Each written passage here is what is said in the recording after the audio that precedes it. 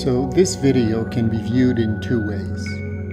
You can sit and watch the whole thing attentively, or you can watch in a distracted manner.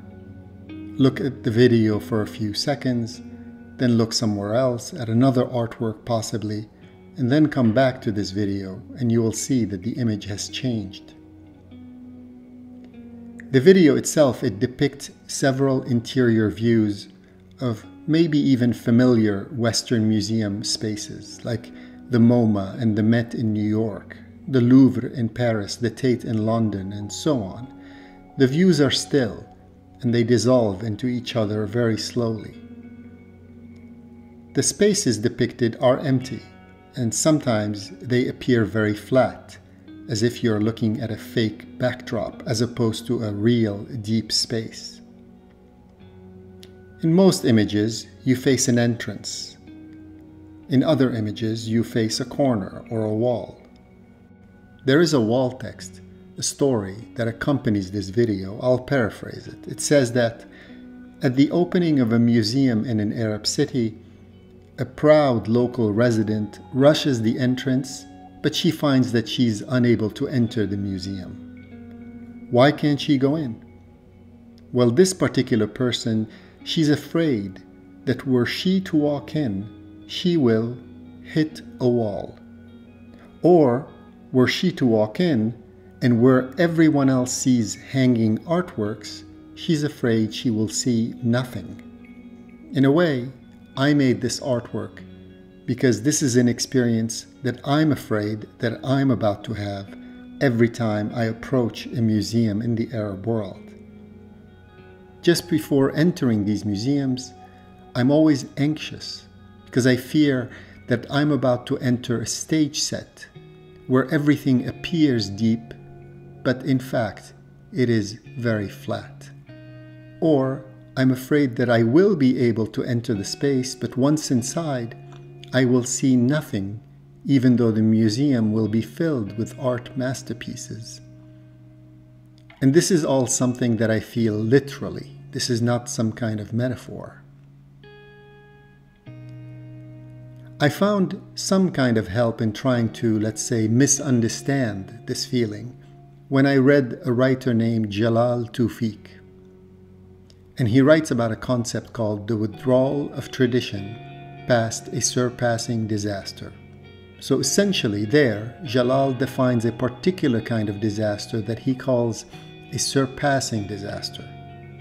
And with this kind of disaster, he writes that some artifacts like books or films and artworks, they are not physically destroyed by the disaster. But all of a sudden, some artists, some writers, some thinkers, they start to treat these artifacts as if they were destroyed. This is a strange situation because the artifacts are physically intact. But the artist, you as an artist, and in your artwork, you present it as if it had been destroyed. And by this, I don't mean that you show a burned or slashed painting. No. You can show that the artwork is intact, physically intact, but you claim that you and only you can't see it, for example.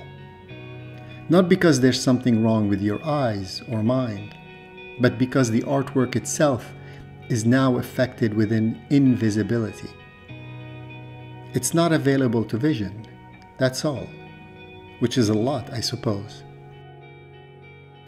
From a more historical or economic perspective, I can say that I made this video after years of traveling in the Arab world and looking at the incredible building boom of a new arts infrastructure.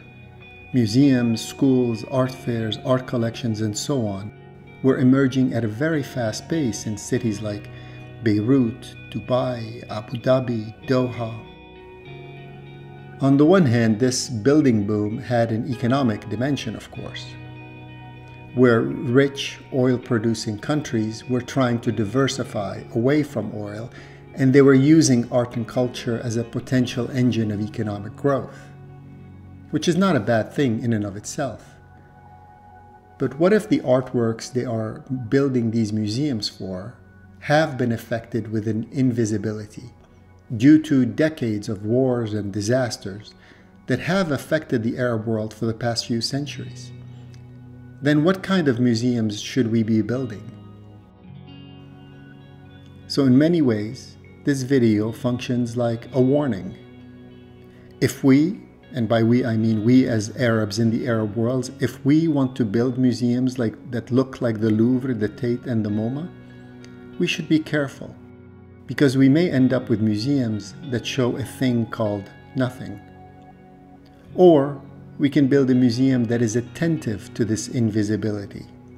And to do so, we will need different kinds of entrances, different kinds of walls, lights, labels, floors, ceilings, frames. We can build a museum that takes this nothing seriously, and we can try to make this nothing visible again.